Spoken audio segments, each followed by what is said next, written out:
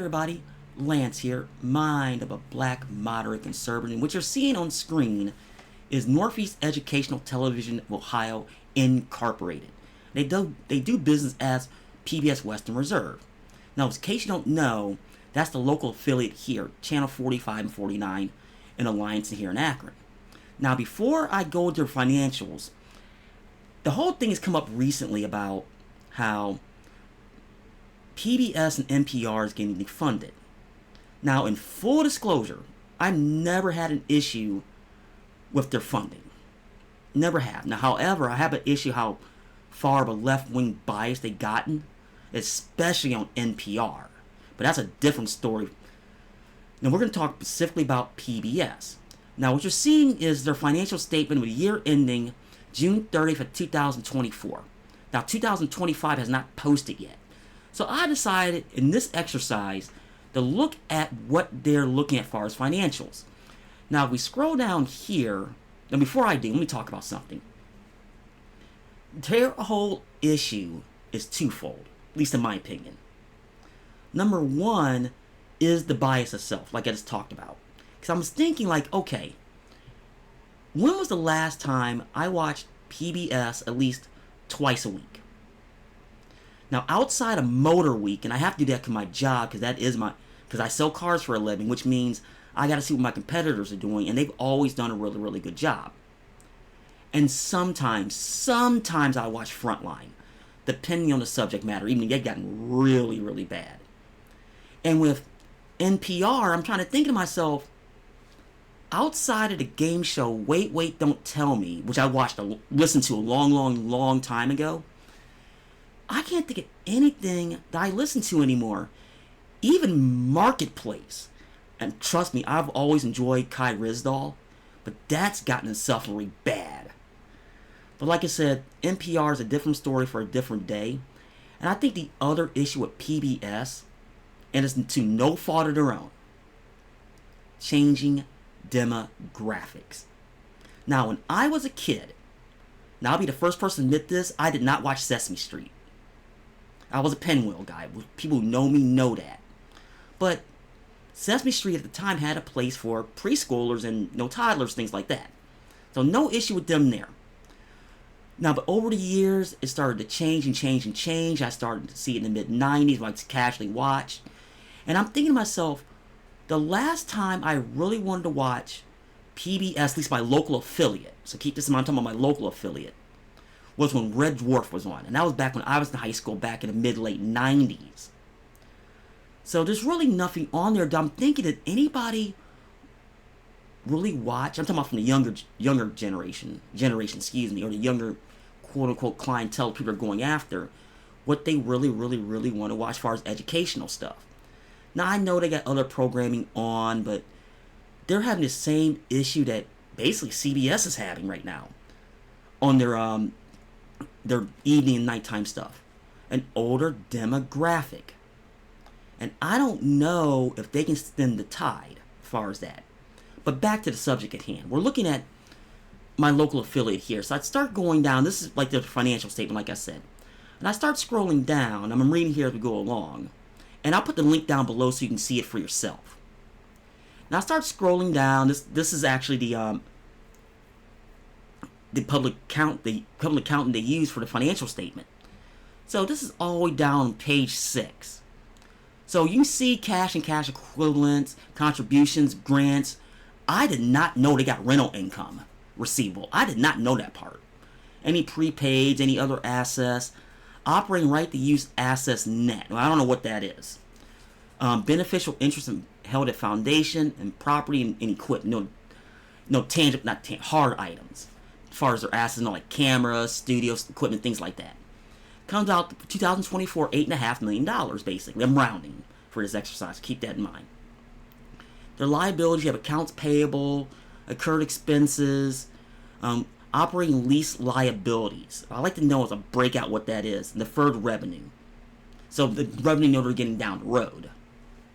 So about $500,000 or so. And net assets without donor restrictions, with donor restrictions. So they have about $8.5 million in liability in net assets. So I go down to the next page, and I start looking at this, And the one thing I want to talk to you about this, because in this case, about the Corporation Public Broadcasting that's shutting down later this year, that the Trump administration shut down. So I'm thinking to myself, okay, Corporation for Public Broadcasting grant is $1.146 million. Now I'm looking here. You look at the breakout, what they get from the Ohio grants, $1.8 million in membership fees, which is actually quite a bit. They do pledge drives usually twice a year at WNEO and WEAO. They might sneak 3 or 4 in depending on the year. They always done this. So I'm looking at this. Total revenue and support is $6.376 million. But when you back out the Corporation Public Broadcasting accounts for roughly 18% of the revenue. So I'm thinking to myself, okay, at 18%, I mean, let's say they back that out for a moment. Now, I think they'd be just fine unless buying the rights to programming has gone sky high. Now, that part I do not know. So I'm looking down here. You scroll further down. You start looking at, okay, they got all these expenses here. And I apologize, a lot of this got cut off. I know that buying programs is not cheap. I know this. So you're thinking to yourself, okay, they're getting a lot of money, but they're not getting a lot of money, if that makes sense. But I understand that with Channel 45 and 49, their big thing, as far as, I'm not talking about the daytime stuff. I'm talking about the night stuff. Because they had a legacy for the longest time, get a lot of stuff from BBC. And they don't really do it anymore. But that was a big expense. I knew they actually talked about this when they dropped all the programming. So I'm thinking to myself, okay, my question would be, and you can actually, like I said, I'll put the link down below so you can see for yourself, is there still a place for PBS? Now, a lot of people are going to hate me for saying this. I'm going to say yes. And a lot of people said they're going to say the same thing I said. A lot of it is going to be the rural communities. I ain't talking about big cities. But it's hard to compete. And even the big networks, the big 3 networks, or big 4 if you count Fox, is even having issues keeping up with the internet. Now, I'll be the first person to admit, other than when I watch Motor Week, I'm watching the clips on their YouTube page. Because, at least here in Ohio, it comes on at weird times in the morning. I'm usually at work. I don't know, and this is just me saying the stations in general, if they can survive this onslaught of online, because there's a lot of options. Even with OTA, forget the internet. I'm talking over-the-air stations, and I'm talking about people with cable, satellite. I ain't even talking about that. I'm talking about people with straight up digital rabbit ears. You have all those sub-channels. I mean, you got Cubo, for instance, for the children's programming, things, those type of things. So I'm not totally sure what they're doing outside of memberships. Is it going to be sustainable? Now, do I think so? Yes. But it might have to come to the old school independent channels, where they go off the air like midnight or 1 a.m., come back on at like 5 or 6. That might be the way to go, but I'm not totally sure. Now, do they have to get their act together? Yes. I mean, you gotta be totally unbiased to get the people back. I know a lot of people don't like to be saying that, especially people on the left, but that's going to be the way it has to be done. Just for survival. I hate to say it, but that's what it's going to be. Now, do I also think that... I think they might get a reprieve, or outright cut out, even though I saw the press release from Corporation Public Broadcasting. They might get a reprieve, but they're going to do some serious house cleaning. I'm talking wholesale from the top to survive. So...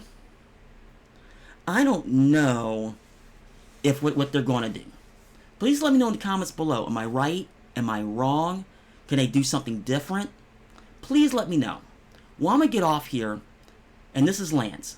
Mind of a Black Moderate conservative.